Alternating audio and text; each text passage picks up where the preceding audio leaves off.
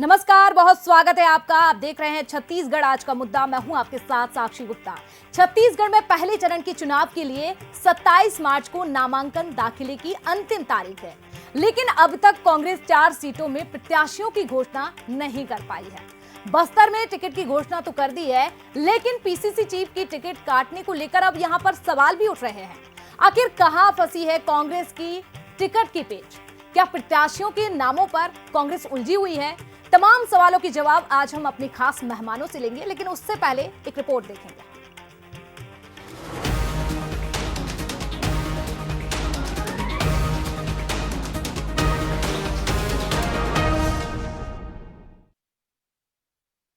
छत्तीसगढ़ में कांग्रेस अभी भी 4 के चक्रव्यूह में फंसी हुई है।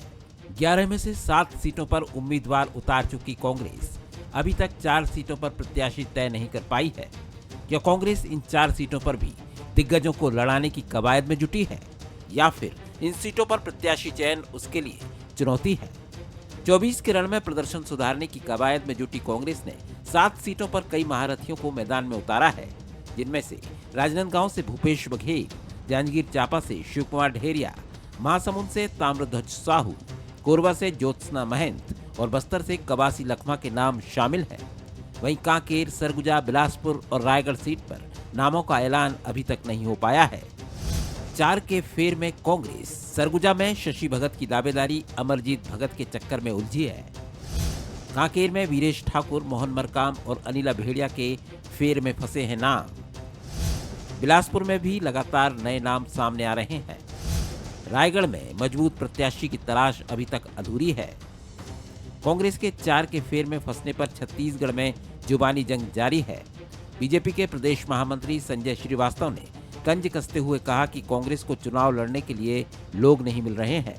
उन्होंने यहां तक कहा कि कहीं गुटबाजी के चक्कर में ऐसा ना हो कि 4 टिकट रह जाएं और नामांकन की तिथि निकल जाए। वहीं कांग्रेस संचार विभाग प्रमुख सुशील आनंद शुक्ला ने साफ किया कि जैसे जैसे सीटों का नंबर आ रहा है, कांग्रेस चुनाव समिति नामों की घोषणा कर रही है। देखिए, भगवान से प्रार्थना करता हूँ कि नामांकन के पहले वो 4 टिकट डिक्लेयर हो जाए। कहीं गुटबाजी के चक्कर में ऐसा ना हो कि वो 4 टिकटें रह जाए और नामांकन की तिथि निकल जाए। पूरे देश में लोकसभा का चुनाव चल रहा है, आम चुनाव है, तो जैसे जैसे सीटों के नंबर आ रहे हैं, जैसे जैसे परिस्थितियां बन रही है, विमर्श चल रहा है। केंद्रीय चुनाव समिति नाम की घोषणा कर रही है। छत्तीसगढ़ में अभी तक 7 लोकसभा क्षेत्र के उम्मीदवारों की घोषणा हो गई है। शेष उम्मीदवारों की घोषणा भी शीघ्र कर दी जाएगी। कांग्रेस ने दिग्गजों पर दांव की रणनीति के तहत 7 सीटों पर बड़े नामों को मैदान में उतार दिया है, लेकिन पीसीसी चीफ की टिकट काटने और 4 सीटों पर अब भी नाम तय नहीं हो पाने की वजह से उसकी किरकिरी भी हो रही है। ऐसे में कांग्रेस कब प्रत्याशियों के नाम घोषित करेगी, कब वो 4 के चक्रव्यूह को तोड़ेगी, इस पर सभी की निगाहें रहेंगी। इतना ही नहीं, इन्हीं सूरमाओं का दंगल 24 के रण में कांग्रेस की जीत हार तय करेगा। गौरव शुक्ला, बंसल न्यूज, रायपुर।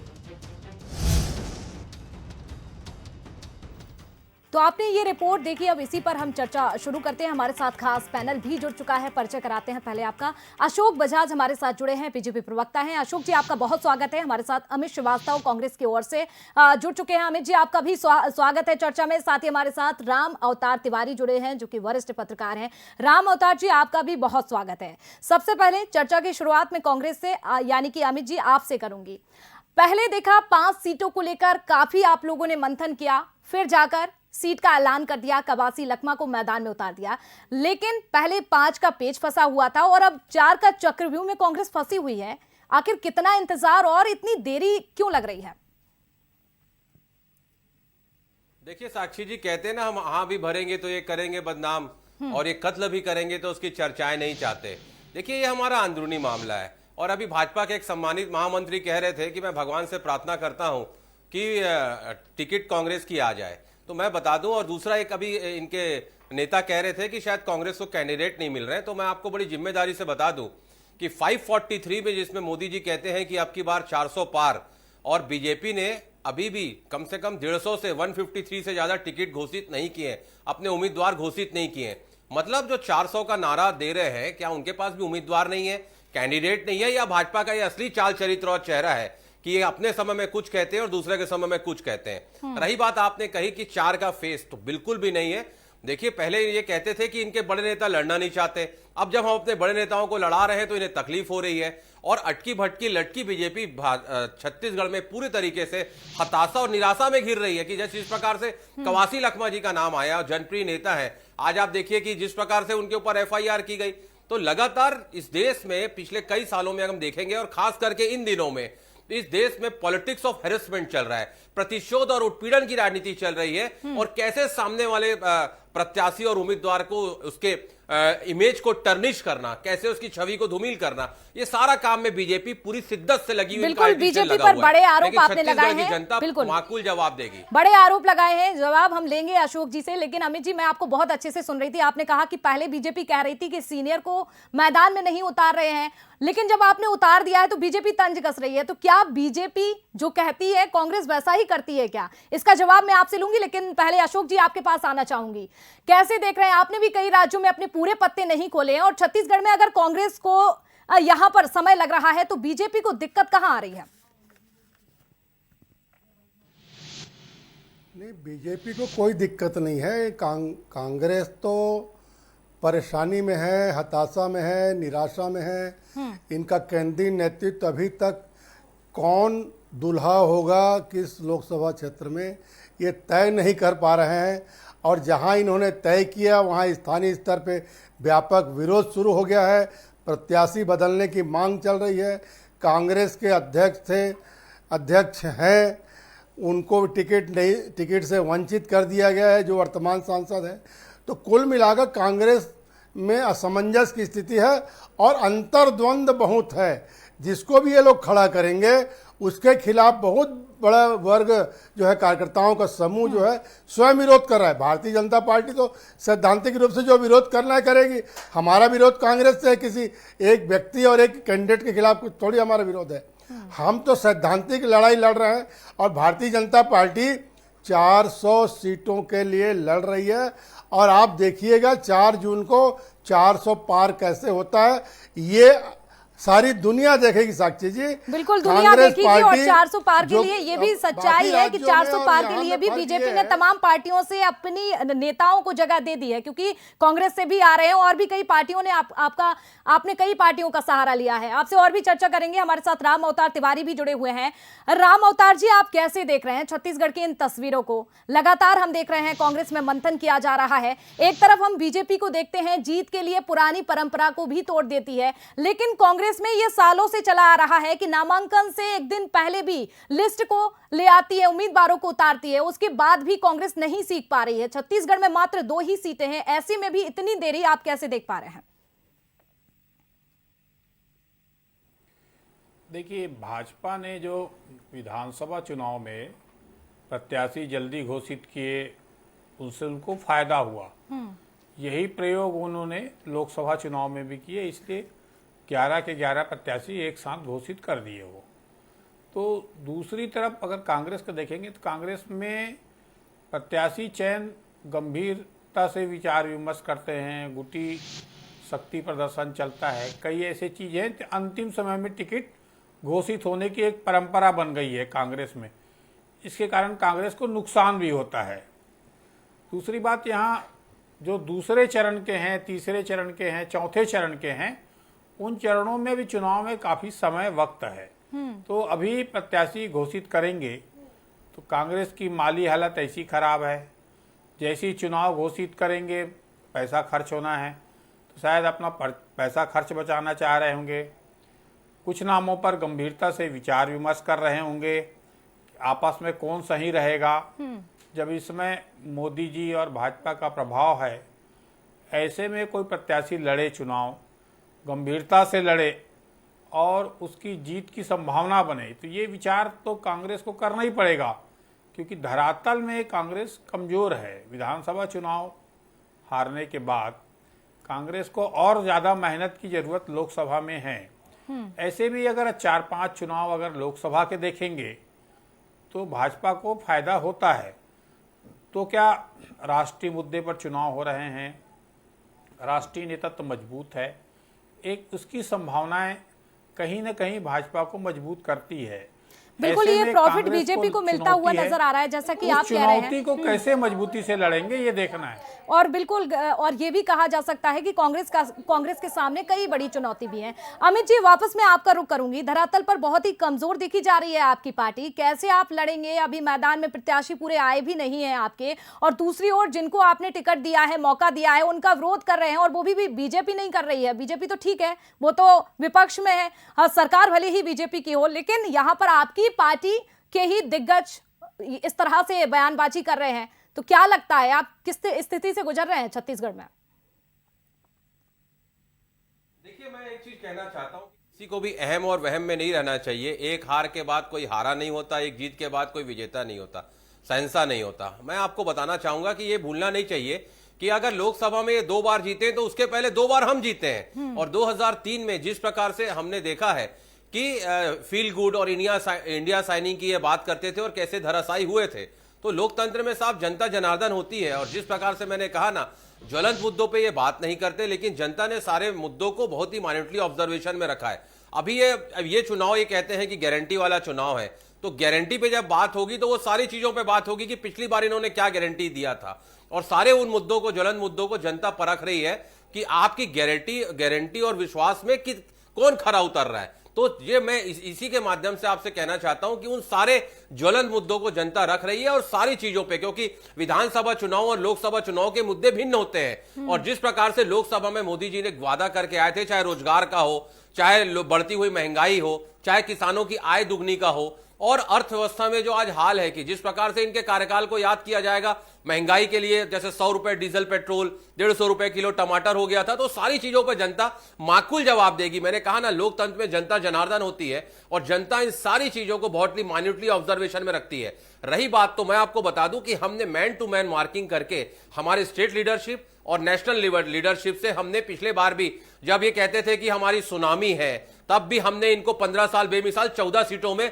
लाके छोड़ा था, इन्हीं कार्यकर्ताओं की हमारी बदौलत। और हमारे कार्यकर्ता फिर से रिचार्ज हैं कि जिस प्रकार से ये पूरे लोकसभा चुनाव में आप देखिएगा कि आपके कार्यकर्ता, आपके ही निश्चित तौर नेता पे तो पार्टी पर चमकाने वाले गंभीर आरोप लगा रहे हैं। शिवनारायण द्विवेदी का ही देख लीजिए किस तरह से उन्होंने एक पत्र लिखा है मल्लिकार्जुन खड़गे को, कितने गंभीर आरोप लगाए हैं। चीज कहना चाहूंगा, डॉक्टर श्री नारायण द्विवेदी निश्चित तौर पे मेरे बड़े भाई हैं। लंबे समय तक वो हमारे साथ हम काम किए, जीरम घाटी में वो भी पीड़ित थे। मैं आपको एक चीज बताना चाहता हूं, बीच में वो भाजपा में चले गए थे, और उनकी जो आयुर्वेदिक डॉक्टरों की काउंसिल होती है उसमें वो नेशनल बॉडी में कुछ पद में थे, जितनी मेरी जानकारी है। तो मैं एक और चीज आपको कहना चाहता हूं कि कोई भी व्यक्ति, अगर वो छत्तीसगढ़ का निवासी है या देश का निवासी है, कांग्रेस में लोकतंत्र है, अगर आप उनके सदस्य भी रहे हो तो आप चिट्ठी लिख सकते हो, कहीं कोई दिक्कत नहीं है। क्या ये मेरा सौभाग्य है कि मैं कांग्रेस का कार्यकर्ता हूं, और मैं अपने नेताओं पे लोकतांत्रिक तरीके से मैं उनको पत्र भी लिख सकता हूं, उनसे प्रश्न भी कर सकता हूं, ये मुझको सौभाग्य मिलता रहता है। लेकिन बड़ा दुख के साथ मैं कहना चाहूंगा, मेरे बड़े भाई अशोक भैया को यह सौभाग्य नहीं मिलेगा, क्योंकि केंद्र में बैठे हुए इनके जो आका है ना, शाह और शहंशाह जी, वो इतना इनसे घबराते हैं इन लोग, छत्तीसगढ़ के नेता लोग। और मैं एक और आपके साक्षी जी बड़े अहम मुद्दा उठाना चाहता हूं कि आज इतना अगर एक कॉन्फिडेंट है, पिछले बार इन्होंने 11 की 11 को बदल दिया था, इस बार 7 लोगों को बदल दिया, और क्यों, जिनको छत्तीसगढ़ की जनता ने दिखाया था, आज आप देखिए ट्रेन बंद हो जाती है। आज ये कहते हैं कि ट्रैक पे काम चल रहा है, हमारा ये नहीं काम चल रहा है, आज का कोयला मुद्दा जा रहा हमारा ये नहीं है। है, अमित जी, लेकिन जो आप आरोप लगा रहे हैं, ऐसे निष्क्रिय सांसदों को क्यों छत्तीसगढ़ की जनता चुने, चलिए ठीक जिन्होंने है। ना तो रेल मंत्री से बात की, ना प्रधानमंत्री से बात की, और छत्तीसगढ़ की जनता जो परिवहन के लिए ट्रेनों को यूज करती है, ये उस पर जवाब नहीं देते, प्रश्न नहीं करते। तो ऐसे निष्क्रिय सांसद को छत्तीसगढ़ की जनता माकूल जवाब देने जा रही है इस लोकसभा चुनाव में। चलिए ठीक है, बीजेपी से आपसे प्रतिक्रिया लेना चाहूंगी। अशोक जी, गंभीर आरोप लगाए हैं, आपने अच्छे से सुना, आप क्या कहेंगे? देखिए साक्षी जी, अमित जी हमारे बहुत ही प्रिय भाई हैं और ज्ञानी प्रवक्ता हैं, लेकिन कई बार जो अपने पार्टी की बात रखने के लिए भारतीय जनता पार्टी के बारे में फिजूल की आरोप लगाते हैं। अभी देखिए, ये जो हमारी सरकार बनने वाली है, इस बार जो जनता चुनने वाली है, विशेषकर छत्तीसगढ़ के मतदाता ऐसी सरकार चुनेंगे जो पाकिस्तान में घुसकर सर्जिकल स्ट्राइक करती है, ऐसी सरकार चुनेंगे जो धारा 370 को कश्मीर से निष्प्रभावी करती है, ऐसी सरकार चुनेंगे जिसका सपोर्ट भगवान रामलला के मंदिर बनाने के लिए होता है। ऐसी सरकार जो नारी शक्ति वंदन करती है, ऐसी सरकार जो कोरोना में हर आदमी के प्राण बचाने का काम करती है, इस प्रकार की सरकार चाहिए। इनके पास तो नेतृत्वहीन है कांग्रेस, भटक रही है, न नीति है न नीयत है। और जहाँ तक ये छत्तीसगढ़ की बात करते हैं तो छत्तीसगढ़ के ये लोग बहुत उर्वरा धरती मानते थे, लेकिन छत्तीसगढ़ की उर्वरा धरती में भी आप देख लीजिए जिस तरह से बड़े बड़े कद्दावर नेताओं की उम्मीदवारी का विरोध हो रहा है, ये कांग्रेस के लिए शुभ संकेत नहीं है। कम से कम भूपेश बघेल जी जैसे कद्दावर नेता जो 5 साल मुख्यमंत्री रहे, एक छत्र राज किया, लेकिन आज उनकी उम्मीदवारी का विरोध हो रहा है।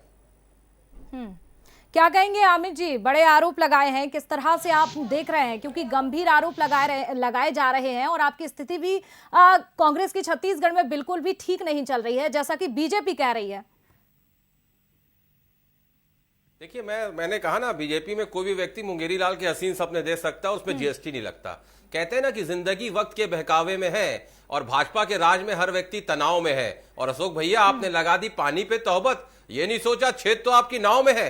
देखिए साक्षी जी, अभी इन्होंने मातृ शक्ति की बात की। मेरी वो बहनें जो दिल्ली में खिलाड़ी थी, उन्हें क्या प्रधानमंत्री मातृ शक्ति नहीं मानते? और अपने सांसद के पीछे खड़े हो गए थे जाके। क्या वो किसान परिवार की माताएं बहनों को ये मातृ शक्ति नहीं मानते?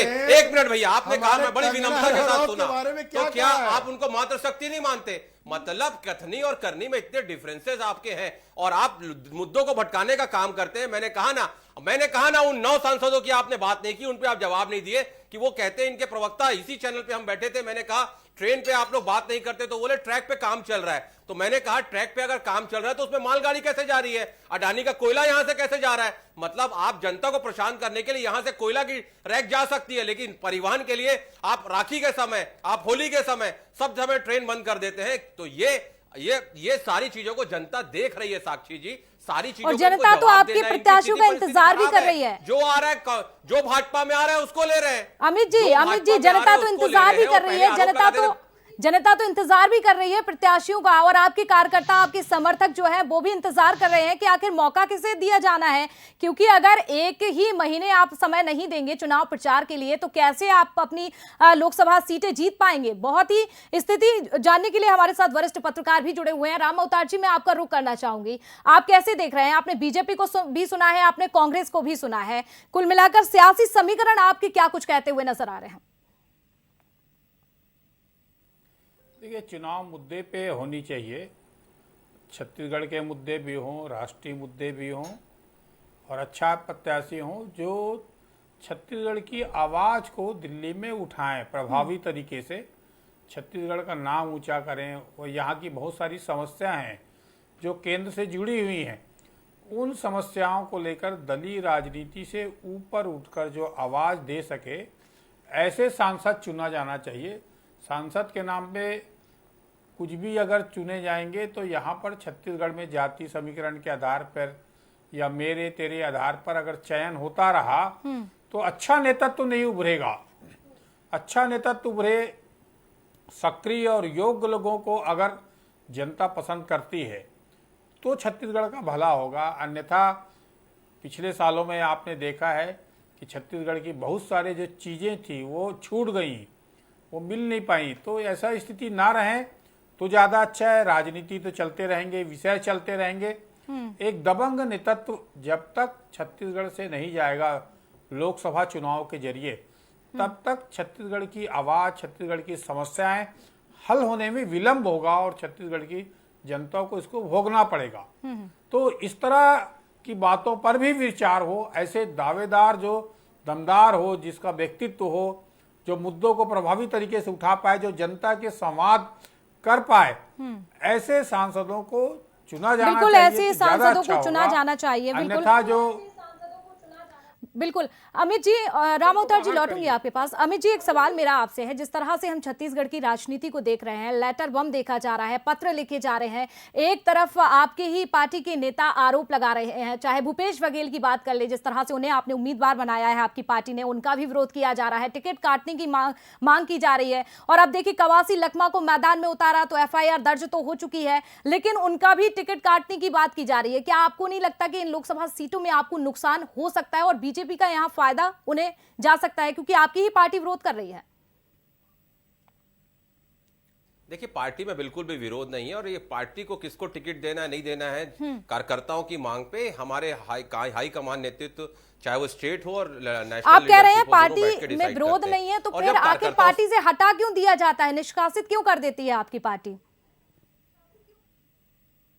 देखिए, मैं वही चीज उस पे आ रहा हूं कि पार्टी में लोकतांत्रिक प्रक्रिया होती है। अगर आपको किसी से भी व्यक्ति से पीड़ा है, तकलीफ है, आपकी कोई वेदना है, आप पार्टी फोरम में बात रखिए। उसके लिए समितियां होती हैं, प्रदेश अध्यक्ष होते हैं, प्रभारी महामंत्री होते हैं। लेकिन मैंने कहा ना कि जब किसी व्यक्ति को टिकट मिल जाता है उसकी छवि को टर्निश करने के लिए, छवि को धूमिल करने के लिए, आप पार्टी के कार्यकर्ता हैं, निश्चित तौर पे आपका सम्मान है। और हम तो हमेशा कहते हैं, बड़ी जिम्मेदारी के साथ मैं आपके लोकप्रिय चैनल पे कहता हूं कि हमारी पार्टी की आन बान शान और हमारी पार्टी के प्राण हमारे कार्यकर्ता हैं, जिन्होंने 15 साल यहां पर भाजपा से लड़ाई लड़ी। साहब, 15 साल कोई छोटा मोटा समय नहीं होता है। लेकिन अगर उनकी कोई पीड़ा तकलीफ है, मैं बड़ी विनम्रता के साथ, चाहे वो छोटे नेता और बड़े नेता नहीं होते, पार्टी जिसको मौका देती है वो कार्यकर्ता बड़ा हो जाता है, जीत जाता है। लेकिन अपनी पार्टी में रह के अपनी शख्सियत को बनाना, अपनी हैसियत को बनाना और उसके बाद पार्टी पे प्रश्न चिन्ह उठाना, और कई लोग तो बाद में बीजेपी ज्वाइन कर लेते हैं, तो मैं इसे उचित नहीं मानता। मैं बड़ी विनम्रता के साथ अपने नेता और कार्यकर्ताओं को कहना चाहता हूं, हम सब कार्यकर्ता कांग्रेस के, हम सब कांग्रेस के कार्यकर्ता हैं, और हमें अगर कोई भी तकलीफ है,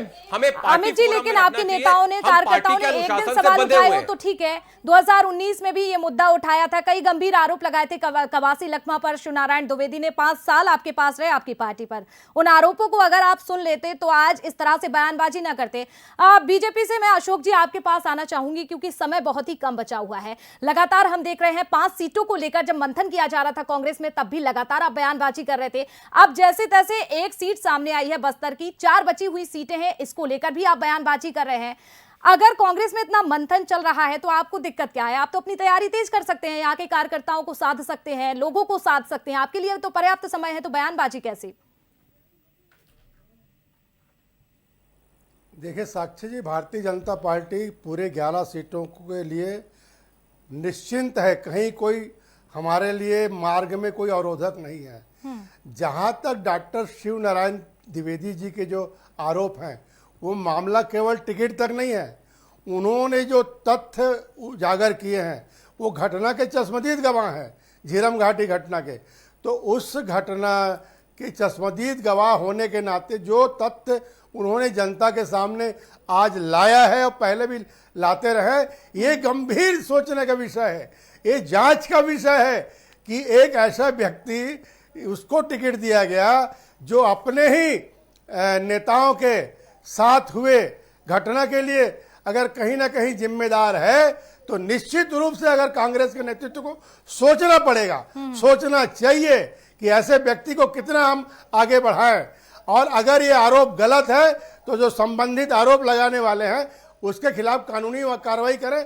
हमारे अमित भाई तो बड़े वकील हैं, इनको कानूनी कार्रवाई करना चाहिए कि क्यों ऐसा आरोप उन्होंने लगाया है। लेकिन बहुत तथ्यात्मक बातें और तथ्यात्मक उन्होंने आरोप लगाया है और इसके गंभीर चिंतन होना चाहिए। बिल्कुल, बीजेपी की ओर से लगातार ये मुद्दा भी उठाया गया था, तो आपको तो ये आरोप जो है गंभीर लगेंगे। अमित जी, आखिरी प्रतिक्रिया आपसे ले लेती हूँ, समय बहुत ही कम बचा हुआ है, कितना इंतजार और करना है इन 4 सीटों को लेकर? जी देखिए, मुझे पूर्ण विश्वास है कि हमें छत्तीसगढ़ के मतदाताओं का आशीर्वाद मिलेगा, और ज्वलंत मुद्दों पे अगर बीजेपी, जिस प्रकार से मैंने कहा ना, ज्वलंत मुद्दों पे बात नहीं बहुत करते, ही कम है, लेकिन वो सारे मुद्दे जनता याद रखी है। समय कम है, आप तो ये बता दीजिए इंतजार कितना, 4 सीटों को लेकर कितना और? जी, मुझे लगता है आज रात के या कल तक नाम घोषित हो जाएंगे। चलिए ठीक है, देखना होगा। तारीखों पर तारीख तो दी जा रही है कांग्रेस की ओर से, लेकिन काफी मंथन करने के बाद 5 सीटों में से एक सीट सामने आई। अब आप कह रहे हैं कि आज या कल, तो देखना होगा कितना इंतजार। और आप सभी का जुड़ने के लिए बहुत धन्यवाद। तो हमारे साथ हमारे खास मेहमान जुड़े हुए थे, अपनी अपनी बात रखी है। बीजेपी ने अपना बताया किस तरह से जीत को लेकर लगातार दावे और वादे किए जा रहे हैं, और उनकी तैयारी भी है, क्योंकि 11 सीटों को लेकर प्रत्याशी सामने आ चुके हैं। हालांकि कांग्रेस के अपने दावे और वादे हैं, अभी भी सीटों का ऐलान नहीं हुआ है। 4 सीटों को लेकर अभी भी मंथन किया जा रहा है, और कांग्रेस में 4 का ये चक्रव्यूह फंसा भी हुआ है। लेकिन इंतजार करना होगा कि इन सीटों पर उम्मीदवार कांग्रेस कब उतारती है, और क्या ये बयानबाजी का सिलसिला छत्तीसगढ़ की राजनीति में यूं ही चलता रहेगा, ये तो समय बताएगा।